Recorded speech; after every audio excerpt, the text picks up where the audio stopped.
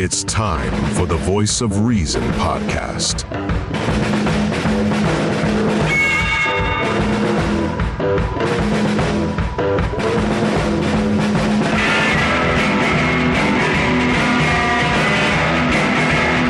Here are your hosts, Sean Phillips, Andy Van Beber, and Travis Kirkendall. And ladies and gentlemen, we are live. For us, maybe not you, that's okay. This is the Voice of Reason podcast. As always, my name is Sean Phillips. I am joined alongside my co-host. There we go. I have no idea why, but that audio. This is Andy Van Beber, by the way, for everyone that's listening. My co-host.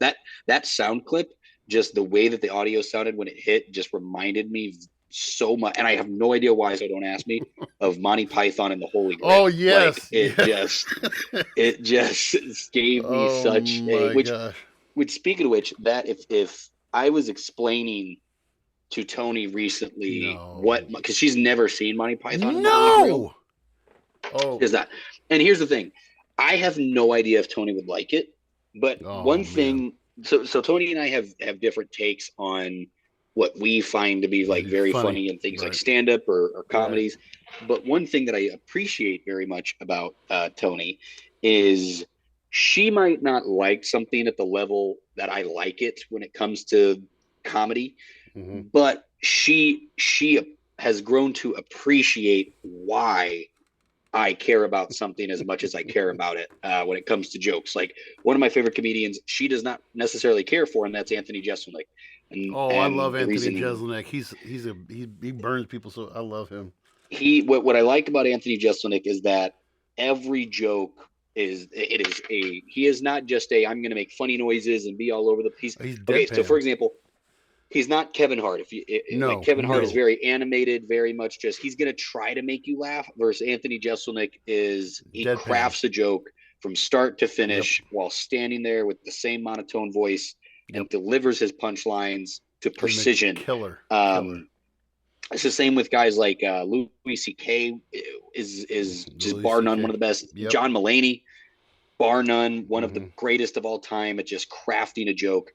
And so Monty Python and the Holy Grail, as you know, V, and if you don't know, if you're a listener who hasn't seen Monty Python and the Holy Grail, it is the most British humor movie about King Arthur and his Knights of the Round Table that you could ever imagine. That come out in the 70s? Yes, on a budget of less than $500,000.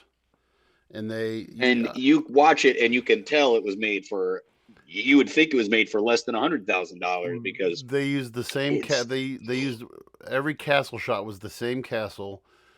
I know so much mindless trivia about this movie that they have. We watched it in your class a couple times, we did. If I'm not mistaken. Yes, we did in Ancient Civ. My kids we're just finishing up with the feudal period, and the kids are wanting to watch. I'm like, oh man, I don't know. Do they allow you guys to put we stuff can. on like that it's anymore? Like it just. No. Have you ever seen the Monty Python Dead Parrot skit? Yes. Okay, so check this out. I'm gonna turn my. Hold on a second. Alexa, this parrot is dead. No, it isn't. It's just pining for the fjords. It's just pining for the fjords. Oh my God! We discovered that Janine was just looking at something the other day, and she just said, "This parrot is dead," and that's awesome. So, but no,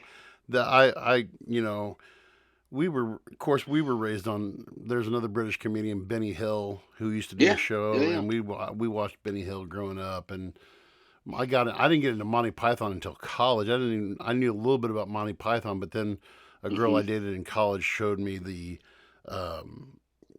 we have to watch this Quest for the Holy Grail, and I loved it from the beginning. And I mean, I'm watching it with a group of my friends, and I'm just over there just guffawing, just laughing my butt off. And they're looking at me like, but that's not. I'm like, are you kidding me? This is comedic genius. It's genius. So like, it's little things that get me. Like an obvious one. So this is just an obvious one. But again, like you mentioned, their budget was nothing. They did not have a budget. So for those that haven't seen the movie, they don't ride horses really much in this movie. As they are moving, they have their squire behind them with a coconut making galloping noises as they just like the entirety of the movie. Oh my God.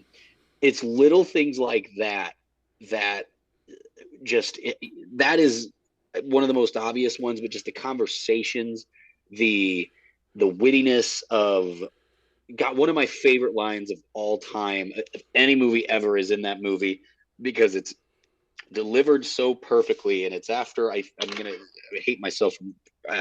Whatever night I forget, it might be Galahad. No, it's not Galahad. One of the knights goes and he kills a bunch of people at a wedding, and there's that's a line in that movie. Yeah, that's Galahad. It was Galahad. Is it Galahad? Okay. Yeah, it was Galahad. And Galahad there's a line. There's a line where the father of the bride goes, "Let's not bicker and argue about who killed who." And that is, to this day, probably one of my favorite. But in the build-up, there's a scene where he's running towards these two guards, and it's stupid British humor, and so it cuts to the guards, it cuts back to him, and he's farther back away than he was in the previous shot as he's running, and he finally comes up and he stabs and he kills one of the guards, and he runs in, and then about 4 seconds later, the other guard turns and goes, "Hey." Somebody on Facebook the other day made a reel of a Jedi running through a field and 2 stormtroopers standing there. Mm-hmm. And I was like, and the only thing was, it just was, if you know, you know. And I was like, brilliant. And it's classic. Oh my gosh. That's amazing. Yeah. That, we could go for days as far as films like Monty Python, and another film that's so good with expressions. Like his newest stuff, and maybe it's just because it doesn't connect with today's audiences, or he's trying, I don't know, but you want to talk about a run of a comedian that is for not necessarily people my age. There's a lot of people my age that don't appreciate it. I would say people a little bit older than me did, but anyone younger than me, it's hard to register how good Mike Myers was from the 80s into into the early 2000s, because he was on the tail end. Was it the early 90s or tail end of the 80s where he did SNL? 80s into the 90s, because 80s. Yeah, Mike Myers did. He and Dana Carvey together made some of the Dana Carvey is also one of the most underrated, underutilized comedians of all time. I mean, Wayne's World is still one of my favorite movies. Wayne's World, and then I always hoped that Mike Myers would do another Austin Powers movie, just because he was and that's another one of those movies that I watch and I laugh my butt off at, and everybody's like, "This movie's so dumb." I'm like, do you not get what you're seeing here? You know, you see he's playing, you know, him, and just the dialogue between him and Fat Bastard, and just it's good stuff. And it's the best. And everything that he did. And the thing is too, because because of my dad, I was a big fan of James Bond movies, like the original, you know, Sean Connery style Bond films. And how well that Austin Powers actually embodies the ridiculousness of those movies. That's one of the things that is not talked about enough. Like, I really do appreciate Daniel Craig's Bond films. I really do. They are amazing. I love Daniel Craig as Bond. He did a great run. But I tell you, one of the things that, and I feel like, if my memory doesn't escape me, they kind of got away from it, like during the Pierce Brosnan Bond area into Daniel Craig's, was like, if you watch some of those older Bond films, they are very funny. Like, they are actually very silly. As they progressed into the 2000s, there's still some witty bits, but it's not like what it was back in the day. And Austin Powers just does such a good job of embodying And you all look of at those. those. You look at the names that they had for the women back during the Sean Connery days. Pussy Galore. Pussy Galore, and oh god, what's from Octopussy and all. I just like, how do you? You couldn't even get away with that today. No pussy. So yeah. He that whole era of. Well, I mean, you know, And then in Austin Powers, my name's Ivana Humpalot. And I want a toilet seat made out of gold, but it's just not in the cards, baby. Yeah. And then the fuck you and fuck me. Yeah, fuck me. That was quick. No, fuck you. Oh, you want all right? You want to smack bottom and I don't cast my notes. Oh, one of my it's actually one of my favorite, and it's such a Mike Myers thing, but it's the second one with Heather Graham, who, and this is another thing that Austin Powers got right. The Austin Powers girls were on the same level, if not higher, than the Bond girls. Like you have exactly. Oh my god. You had but anywho, but it's one of the funniest lines where it goes up to Heather Graham as she's dancing. He's like, those pants are skin tight, baby. How does one get in those pants? Buy me a She drink. goes, you start by buying me a drink. And he just yes, it is. Oh, so good. Now I gotta everything. Go watch. Now I have to go watch them again. Yeah, it is. Yeah, one of the greatest series of all times, and in my opinion, it is not even close. Right. So, man, well, this week, it's been a week. Yeah, a couple of anniversaries this week. I don't know if you were aware of. This week, we celebrate our going on our 3 years ago on. It was 3 years ago Wednesday. We made our first podcast. Mm-hmm. And so we're a bit behind. We're a lot behind on where we should be. We should be done with season 3 by now, but we're way behind because life happens. A little bit of thing called life gets in the way, and life comes at you fast. We're slowly getting there. I think I believe this is might be episode 40. I don't know how far where we at. I don't know until I post it, but yeah, so that, and then sad one, I didn't realize it had snuck up on me, was 2-year anniversary of the invasion of the Ukraine happened. On, I saw that Thursday. Couple pages that I follow were posting some of the original photos of when the first gate was attacked and bombed. In the Ukraine, and I had a screenshot. I had a thing. I remember coming home that day because I took a picture. I posted it on my Snapchat, and I had four screens going. I can with the streaming service I use. I can stream. I can stream a bunch of channels, but I was streaming 4 different channels at one time, watching. Just trying to keep up with everything that was going on from different sources and getting photos and images I could.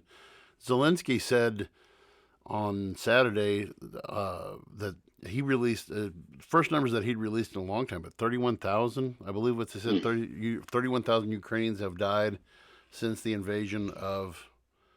So now that the whole Ukraine thing, we've went from one extreme to the other. Now we're bad mouthing it.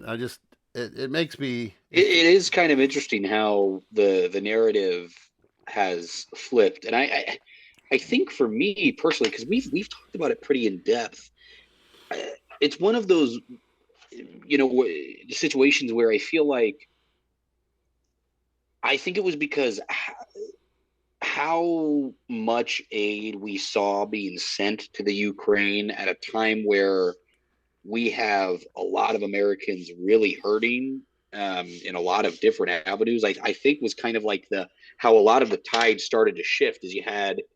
Some of the right-wing side that were very pro-Russia seeming in this, whole thing where they're like, oh, you're talking about all this aid that you could be getting, that we should be getting, but look at how much these packages that Biden is sending to the Ukraine. And then now that's where part of the shift has come as well of, to Israel.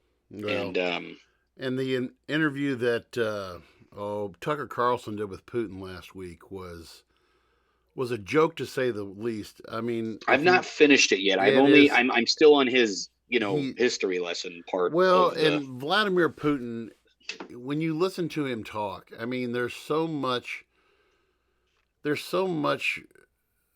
secrecy. He's just shrouded. He's a riddle wrapped in an enigma. I mean, he's just, you can't understand him because he's manipulative, and he's the whole thing. What was the quote that he had said in there about how he basically had said, after World War I, Russia had lost part of Poland, and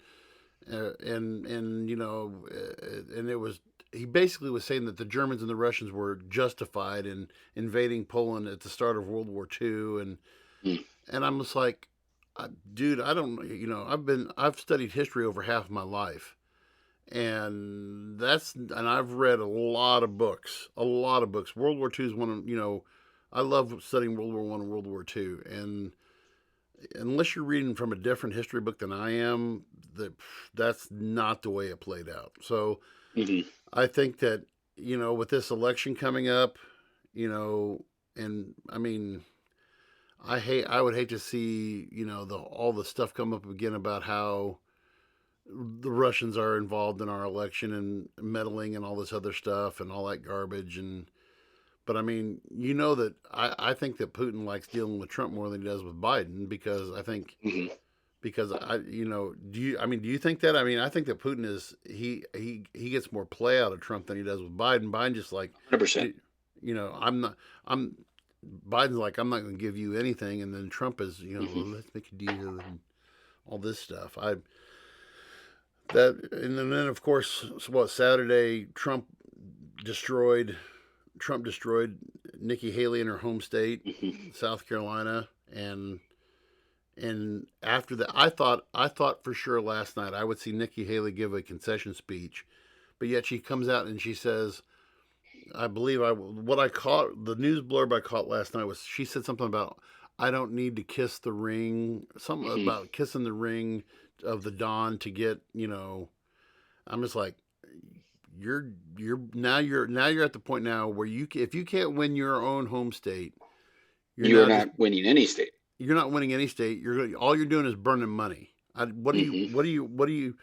And my thoughts are, what do you have to prove? You have nothing to prove, because he's sewed up. I mean, and this is a guy who's got 91 indictments, and he's not campaigning like he normally campaigns, and he's winning by 20-30%. So, and then I thought it was hilarious today. I don't know if you saw today. It came up after I got home from church today. It came up on my phone that Trump basically spoke to a group of South Carolina conservative black caucus or whatever in South Carolina, and he said that black people could identify with him because of his 91 indictments. And I was like, racist? Anyone? Racism? Anyone? No. If you're having race problems off of that for your son, I got 99 indictments, but Hillary ain't one. Hit me. No, but those two things I saw this weekend as issues that man, and my wife and I were talking last night, just like, what do you see as the big issue right now? And she just said, we are, and this is something we've talked about for 3 years, and just how divisive we've become as a nation, and how we can't have civil discourse, and how we can't do, just anything, any little thing divides us anymore. Any little thing. And, this election is going to be, I still see, we called it last week when we said that, if Trump doesn't win this election, there's something definitely broken or something. I don't see how he's going to win. I don't see how Biden can win this anyway, but, people will use this even more as a dividing point for us. And just, I don't know. Now, in your opinion, how likely is it that, in your opinion, do you think Trump makes it to Election Day with everything that's stacked against him right now? Well, with all these, and I've talked about this off camera before, about how just all the oddities of how fast, we've listened to other podcasts about this, how fast they're pushing all of this stuff through these. Mm-hmm. Just, it's like at breakneck speeds, how these, especially in these democratic states, how with such precision and I guess lack for rights of, and I can't believe I'm saying this, but rights for Donald Trump, that they're pushing these cases expeditiously through courts. Mm-hmm. Cases that would take on a normal scale 2 to 3 years are being done in what, 9 to 10 months. Mm-hmm. The more I what look is at it, not to interrupt you, what is your stance, and you might not know, and maybe getting Alex Ellison on, our lawyer on speed dial that we've got, he might know. What are the odds? So this $364 million check that Trump is supposed to be cutting. Yeah. What are the odds that he actually ends up paying any of that? Or is this again more of a ploy? Is this something that will he be able to appeal, or I think they've got him dead to rights on that, because that's something from back in the day, and they've got him dead to rights on that. I mean, they've got the actual proof on that to say, here it is. We know what you did because here it is right here. We see what you did when you tried to basically undervalue. I forgot how many properties it was or whatever, but undervalues properties, and he's going to cut that check. Is, if he cuts that check to what, $365 million. I mean, even that's a bind, close to $500 million. That's going to be. I mean, that's going to hit him hard. And even if Trump is worth $1 billion, it's not that it's like $1 billion liquid. He doesn't just have $1 billion sitting around. Right. And, I mean, he'd have to liquidate a lot of stuff, and I start selling some more tennis shoes, man. God, $400 tennis shoes. I wonder how many of those I'm going to see when I come back home around Thanksgiving time, and I go to the bar and I see some old friends, and I say, "You like my Trump sneaks that I got?" My Trump sneaks, $400. What was ESPN was saying something about the other day? It's like LeVar Burton, or not LeVar. LeVar, what's LeVar? Mello, Ball, LeVar Ball.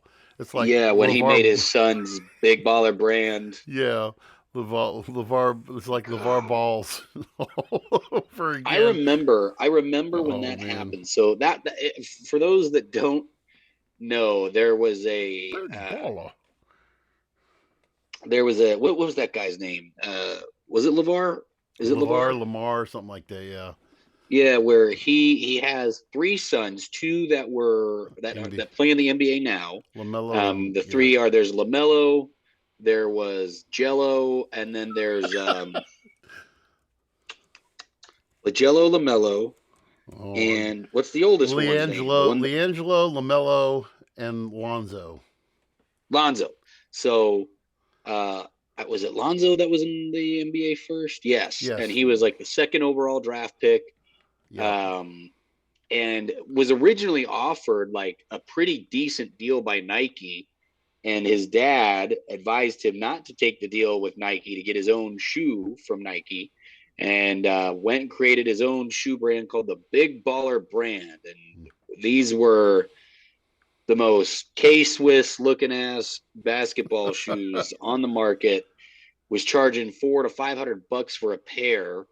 And then, that went by quick. And what they're actually talking about is because Lonzo is actually dealt with a lot of injuries with his feet, ankles, knees, his legs over the last couple seasons.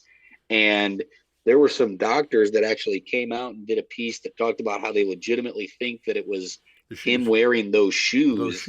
For the first season, actually like legitimately caused like unrepairable damage to himself. And so it was funny. I actually remember when that came out, and there was, he was charging $150 for a t-shirt. And I remember I was at Ross and was like going through, just like the clothing aisles, and sure as shit, I saw a Big Baller brand shirt. Would have bought it, but $5. it was like an extra small.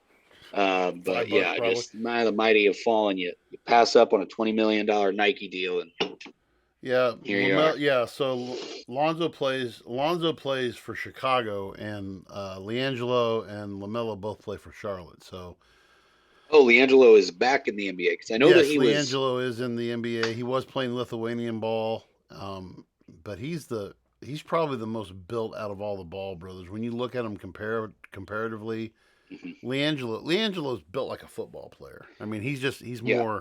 more husk.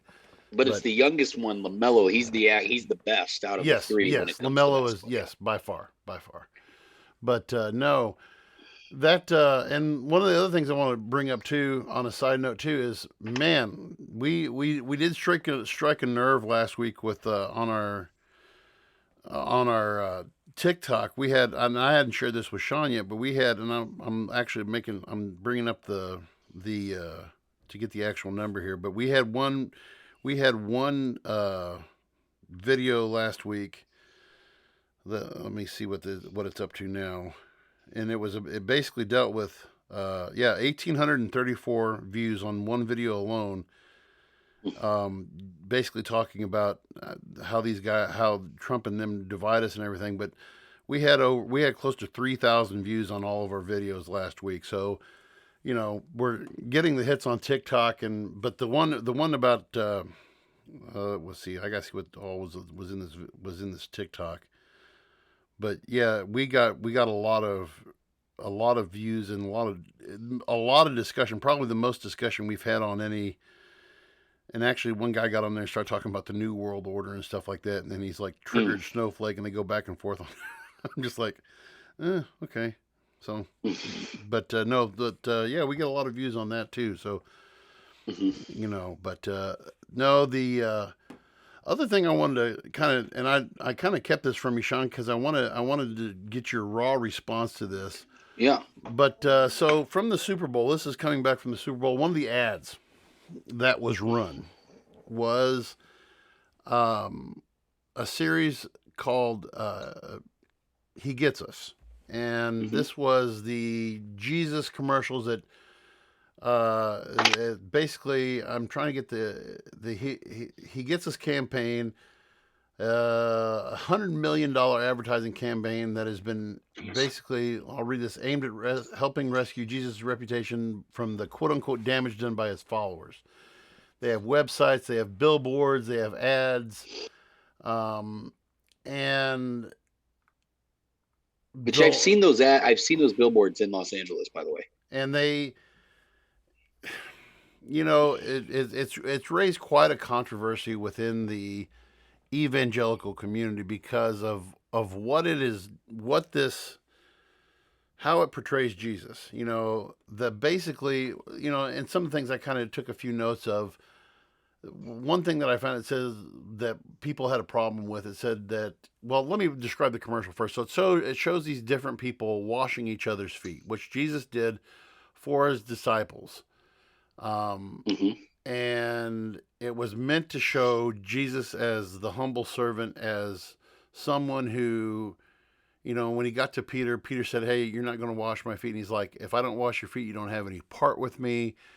And he's like, "Well, don't just wash my feet, wash my whole body." And the point was that Jesus was teaching his disciples a lesson on humility, and the last shall be first and the first shall be last. And this whole thing about serving others and being, part of being a follower of Christ is the will to, serve others and to put others before yourself. And then it also it painted Jesus for who he was, that his whole purpose in coming was to basically take the sins of the world upon him. But one of the things that I found in looking this, that the community has, it says, and I'll just read this straight from what I read. It says the fact that Jesus gets us stripped from the context of his identity is meaningless. That he was, the idea was that he was just like us. Okay.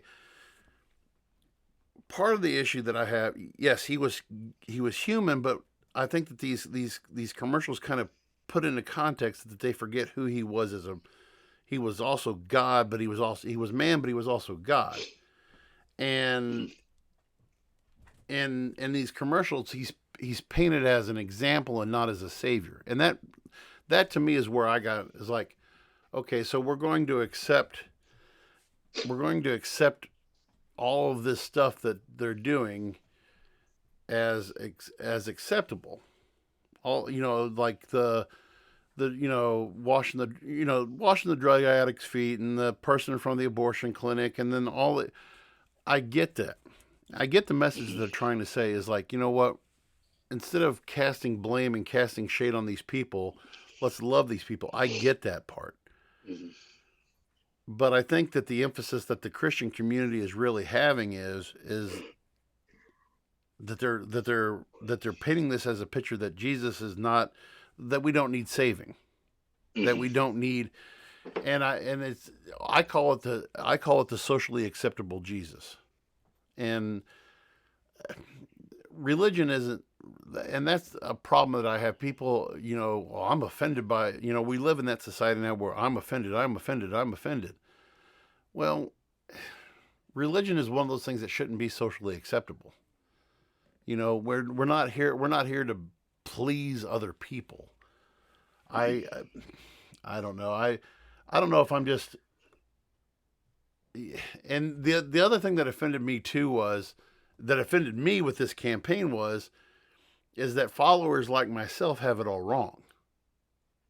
That the way I've been doing it, that, I'm going to call, the thing that I go with and even I have disagreements with my wife on certain issues. But when I look at issues such as homosexuality, gender identity, sanctity of life, I go with what the Bible says. I base everything I believe on the Bible. Now, does that mean that I can't? We've had gender fluid people on the show before. And I've had students who identify as different things, and I love those kids. I love those people, and it's part of this thing that people, well, you're being a hypocrite. You're not doing what you. No, if I love you, and I'm not. It's not my job to judge. I'm never. It's like, hey, the body is supposed to be the temple. I've done temple desecration because I've let my temple get to 350 pounds. So I'm not in any position to judge anybody else. But at the same time, I recognize my own sin and my own problems, and I recognize that I'm in need of a savior, and the world's in need of a savior, and big time. And we have to call a duck a duck. You know what I'm saying? But I don't know. Am I off base with this, do you think, or am I a little? No, I mean, and you and I, again, we've talked about, different views that we kind of have on religion and our interpretation and what we kind of see, fit. But when it comes to, I saw a post, and I'm not even going to try to quote it, but it was along the lines of like, as religious individuals, Christians specifically, and it was just referring to Christians, and I can't speak on people that are Jewish. I can't speak on people that are Muslim. I can't speak on any other religion out there, people that are Hindu, whatever it might be. But in Western civilization, it seems to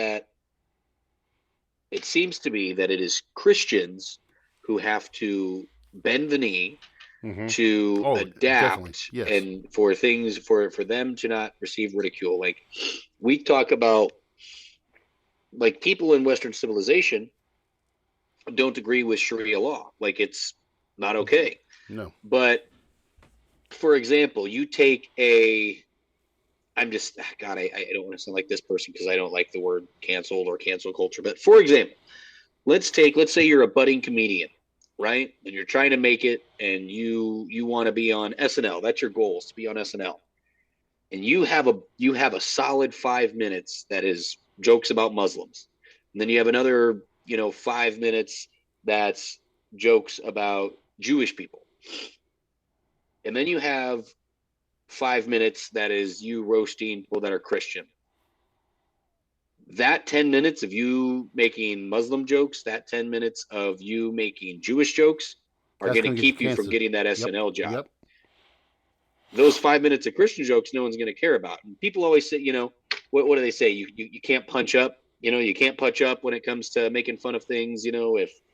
If you are, if you're a Christian, you guys have run the world for X amount of time and blah blah blah blah. Right. But here's the thing: when you look at the United States or Western civilization, you hop the pond and you go to Europe. It is Christians that have to bend the knee to their religions and their practice as to what is deemed socially acceptable. Because here's the thing: let's just say, you take a actively practicing Muslims ideology. Let's say take their stance on homosexuality and same-sex marriage, and then that is always hush-hushed when it comes to what we should or shouldn't allow, or what's deemed acceptable. Here's the thing. God damn, this happens all the time. In the United States, it always just seems to be an issue when people bake cakes. For whatever reason, there have been more than one cases about a baker who refuses to bake a cake for a same-sex marriage. It's always it comes down to Christianity. You want to know what you never hear, because they don't fucking ask them in the first place? You don't hear gay couples complaining about a Muslim bakery not making because they don't making them a wedding cake, because I guarantee you that gay couple didn't fucking go to the Muslim bakery. they don't want to get their head chopped off, right? They said, I already fucking know what the answer is going to be there, right? So I don't need to go. So it's that level of hypocrisy that's like, look, you call it what you want. And me as a Christian, I could care less. No one is going to hurt my feelings on my religion. I know what I believe. I practice how I practice. I enjoy going to church when I can find a good church. But here's the thing, you're not going to hurt my feelings, but for some reason, people will try to make it a point. They will make it a point.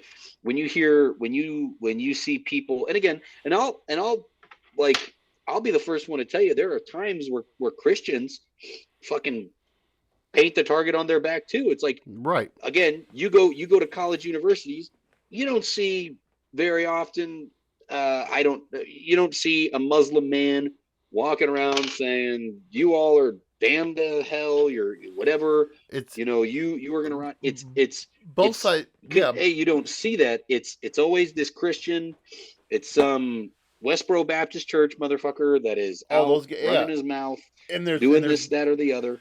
It's so I agree with it, because I believe that it's both sides to blame, because this campaign to me is basically characterizing this, whatever you want to call it, culture war in terms of, I don't know, social justice, rather than looking at our differences. Mm-hmm. We're not looking at, instead of just saying Christians don't, and going with Christians don't believe in this. Christians don't, like you said, the baker who, I haven't DJ'd a gay wedding before. Would I? Probably not. Would I, would it probably end me as a DJ? More than likely it probably would. But, at the same time, if I'm happy for the couple, hey, you know what? Shout out to you for finding love where I don't agree with it. I don't support it, but that doesn't mean that I don't, hey, good for you or whatever.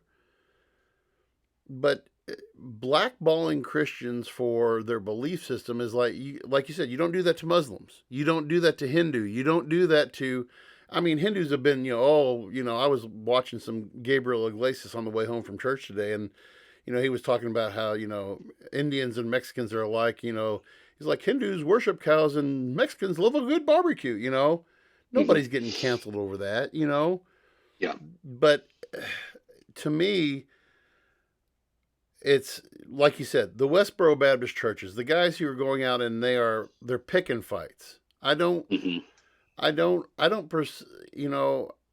want people to know me as, and one of the things that I've actually, and this is actually part of a series that I've been reading about through I have a couple of former students who I do Bible studies with online, and we were doing this one this week about being known by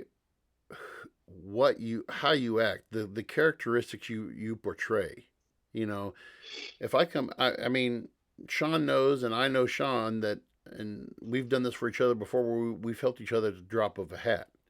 When Sean was moving to California, and I'm not saying this to be braggadocious by any means, but man, and Sean's like, man, I need help moving this stuff back to mom. I was like, tell me where you want to meet at, and I'll be there with the trailer.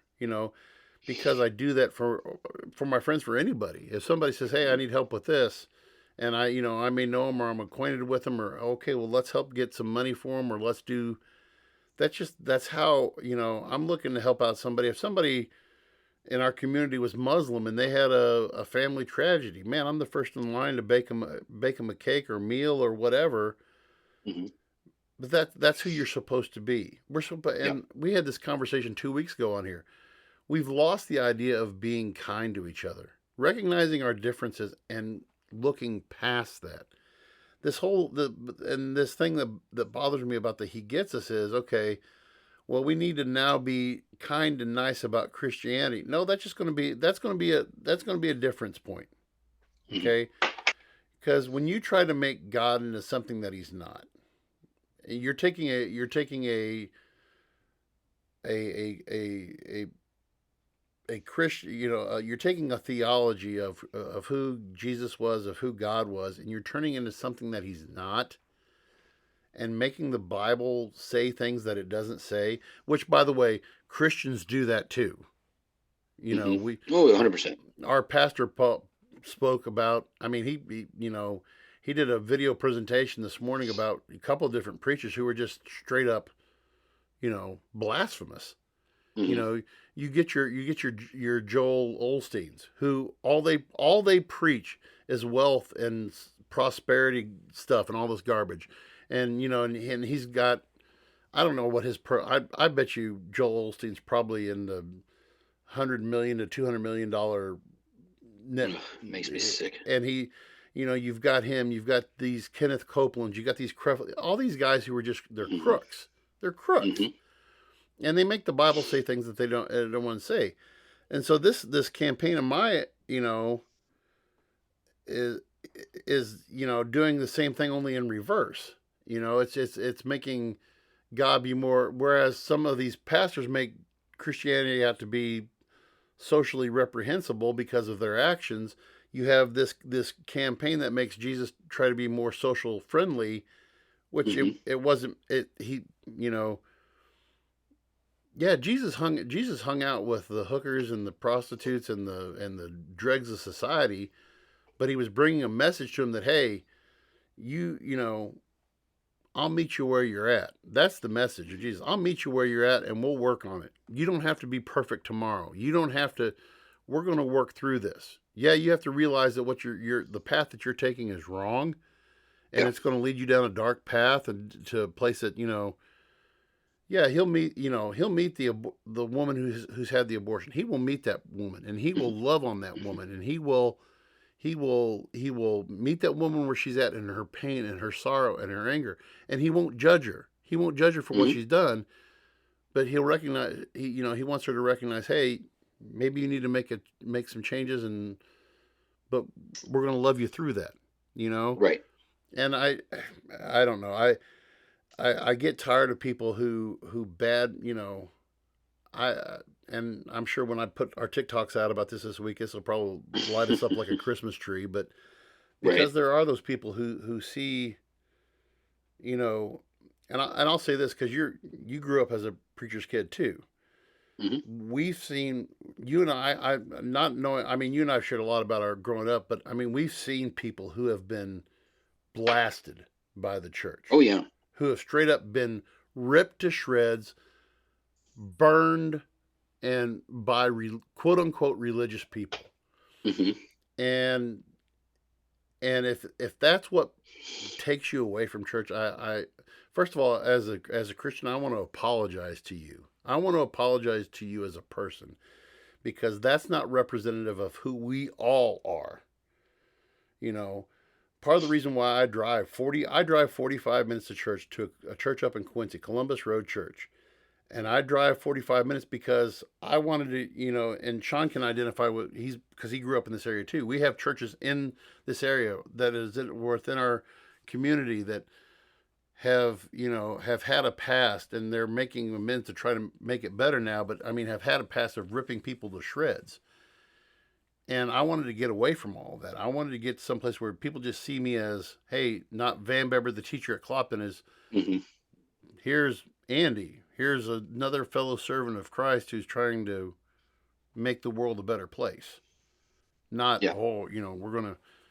And the church I go to now does a lot to try to reach out to their community. Have festivals, have little...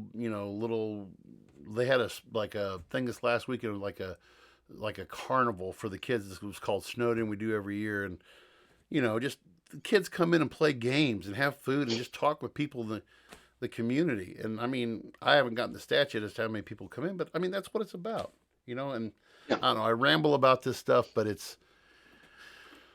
it frustrated me, to say the least. It frustrated me that, I mean, the thing that I'm worried about with he gets us is it could lead somebody farther away from the truth and toward it. And of course that may offend some people when I say that too, but that's not what it's about. So anyway, I rambled, but what else do you think? I mean, that I missed there? No, it's I mean, it's funny. I saw a post recently. There's like a children's book. It's called like The Baptism of Jesus. Yes, I saw it. I saw it. Yeah. I saw by the Catherine Sully of I have to come to the river today to wash away my sins. I was like, well, well, that pretty much defeats the whole purpose of who Jesus was in the first place, that he didn't have any sin, but yeah, who knows? Yeah. So, I mean, it's the idea of, adjusting, making Jesus politically correct. Yeah. Just adjusting it to, tailor in and make your needs is not the answer. It's meant, Christianity is meant for you to think. It is meant for you to question. It is meant for you to ponder. It is meant for you to have to seek and believe and research. Yeah, there you go. Oh yeah, that's a great phrase. Letting the demons out. But no, and so to adjust it just because it makes you comfortable, or you think it's going to make other comfortable, it's okay to find discomfort in finding comfort.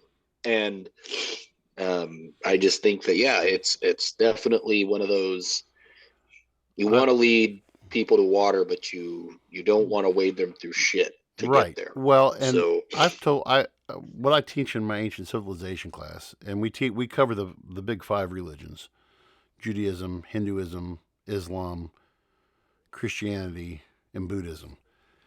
And the common thing that you can say for every religion wants to answer the big three questions: where do we come from? Why are we here? Where do we go when we die? And every religion goes about that. And if, like you said, if religion doesn't, and it doesn't matter if there's people who convert to Judaism, there's people who convert to Islam, and you read their story, and part of their journey is going to be uncomfortable, and it requires sacrifice. If you convert to Hinduism, you're pretty much dedicating your life to vegan, not eating, if you convert to Islam, praying 5 times a day, making the Hajj to Mecca at least once in your life, fasting during the daylight hours of Ramadan, There's sacrifice involved with it. There's going to be some discomfort. And, what Muhammad taught through the Quran. I'm putting this in a different perspective other than Christianity. Because people don't mess with, go back to what you said earlier about people don't mess with Muslims, because I think the followers of Islam, I think, are more devoted to their faith than members of, and I'm not talking about the radicals. I'm not talking about terrorists. I'm talking about straight line Muslims. I think are more conscientious and devoted to their faith than some Christians are to Christianity. Yeah, 100%. And it's based upon there's no wiggle room in Islam. There's no wiggle room in Islam. Example, you do not make any. I remember when it was in the early 2000s, a Dutch artist made a political cartoon of Muhammad with a bomb turban on his head. Yep. They flat out lost their minds because you don't do any kind of artwork that portrays God or Muhammad, Allah or Muhammad. And they lost their mind. There's no wiggle room. But like you said earlier, with Christians, we do our 5-minute set on Christians, and Christians, it's an unfair double standard, I think. And people could argue with me the other way that, well, Christians have a double standard. It's another one of those things that divide us, but it shouldn't divide us. And it makes me upset as a Christian that it has divided us. Yeah. Oh, okay. I'm off my soapbox. Wait a minute. Let me get this out of the way. Let me get this out of the way. There we go. Okay. There you go. Got you that get out one. of the way. You get one each show.